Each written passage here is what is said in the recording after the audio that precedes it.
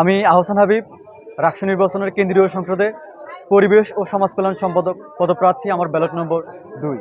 আমি আধিপত্য বিরোধী ঐক্য থেকে নির্বাচনে অংশগ্রহণ করেছি। আপনারা জানেন যে দীর্ঘ ৩৫ বছর পর রাকসু নির্বাচন আগামী বৃহস্পতিবার অনুষ্ঠিত হতে যাচ্ছে। অত্যন্ত আনন্দঘন পরিবেশ এই মুহূর্তে ক্যাম্পাসে বিরাজ করছে। প্রশাসনের সব ধরনের প্রস্তুতি নেওয়ার চেষ্টা করছে, তারপরেও কিছু ত্রুটি আমরা দেখতে পাচ্ছি। যেমন গতকাল নির্বাচন কমিশনার একটি প্যানেলের খাদ্য জব্দ করেছে।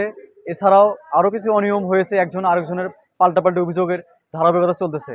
আমরা এই জায়গা থেকে খুবই সংশয় বোধ করতেছি যে নির্বাচনের যেহেতু আরও 2 দিন সময় আছে, এর মধ্যে কোনো অপ্রীতিকর ঘটনা ঘটে যায় কিনা। আমরা নির্বাচনকে স্পষ্টভাবে জানিয়ে দিতে চাচ্ছি যে তারা যেন অবশ্যই, কমিশনাররা যেন এই দিকগুলো দেখে এবং লেভেল প্লেয়িং ফিল্ডটা যথাযথ রাখে।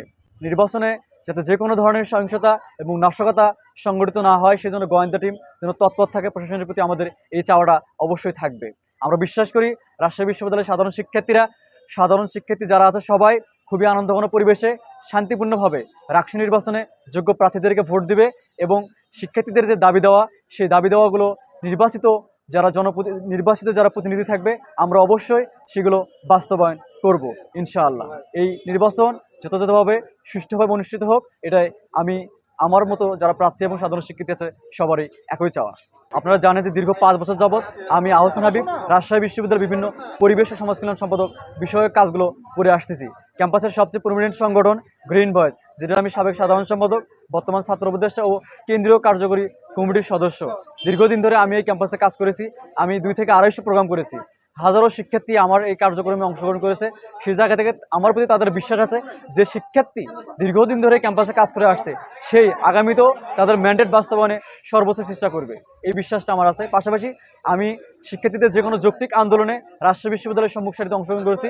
জুলাই আন্দোলন পরবর্তী ক্যাম্পাসে শিক্ষার্থীদের দাবি যেটা 9 দফা আন্দোলন, ধর্ষণ ও অনাচার বিরোধী যা ক্যাম্পাসে মুভমেন্ট হয়েছিল সেগুলো, এবং সকল ধরনের আন্দোলন আমি সামনের সারি থেকে নেতৃত্ব দিয়েছি। সেই জায়গা থেকে আমার প্রতি শিক্ষার্থীদের অবশ্যই পজিটিভ ইমেজ আছে এবং তারা আমাকে বিভিন্নভাবে উৎসাহ দিচ্ছে। আমি যখন ভোট দিতে যাচ্ছি, তারা বলতেছে ভাই আপনি হয়ে যাবেন, আপনার কার্যক্রম আমরা দেখেছি, আপনি ভরসা রাখুন আমাদের উপর। এবং আমি ইনশাআল্লাহ আপনাদের ভোটার যারা আছে সবার সমর্থনে এবং দোয়ায় আমি নির্বাচিত হব বলে আশা রাখি।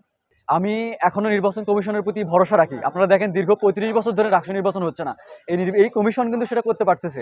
ফলে এদের প্রতি আমাদের একটা ভরসার জায়গা অলরেডি তৈরি হয়ে গেছে, কিন্তু কিছু অসঙ্গতি রয়ে গেছে। আসলে প্রশাসন হয়তো এগুলো শুধরাবে আমরা বিশ্বাস করি। আর যদি বড় ধরনের কোনো অনাকাঙ্ক্ষিত ঘটনা ঘটে, তাহলে আমি কেন, কোনো সাধারণ শিক্ষার্থী এটাকে মেনে নেবে না। এবং আমরা বিশ্বাস করি এই ধরনের কোনো অনাকাঙ্ক্ষিত ঘটনা রাজশাহী বিশ্ববিদ্যালয়ে এই নির্বাচনে ঘটবে না এবং প্রশাসন সেটা সামাল দিতে সক্ষম হবে বলে আমরা ভরসা রাখি। শিক্ষার্থীরা কিন্তু সচেতন, বিশ্ববিদ্যালয়ের শিক্ষার্থীরা সচেতন। এখানে কোনো ধরনের যে চেইন, যে উপর থেকে একটা কল দিল বা উপর থেকে কেউ একজন বলে দিল সকল শিক্ষার্থী মেনে নেবে, এই ধরনের ম্যান্ডেট রাজশাহী বিশ্ববিদ্যালয় এখন বাস্তবায়িত হবে না এবং আমরা হতে দিব না। অতএব যারা এই ধরনের চিন্তাভাবনা আছেন, আপনারা হুঁশিয়ার হন যে আপনারা এইটার কোনো ধরনের চিন্তাও করবেন না। সাধারণ শিক্ষার্থীরা আপনাদেরকে সাথ দেবে না। ভোটারদের কাছে আমার একটাই মেসেজ, যেহেতু আমি দীর্ঘ 5 বছর ধরে এই ক্যাম্পাসে বিভিন্ন কার্যক্রম করে আসতেছি, green voice, health food safety association, বন্যশিকা, ইংলিশ ল্যাঙ্গুয়েজ ক্লাব এবং অন্যান্য সংগঠনগুলোর সাথে বিএনসিসি আমার সংশ্লিষ্টতা আছে। আমি কাজ করেছি দীর্ঘদিন ধরে আপনাদের জন্য, শিক্ষার্থীদের জন্য। সেই জায়গা থেকে অবশ্যই আপনারা আমার উপর ভরসা রাখতে পারেন।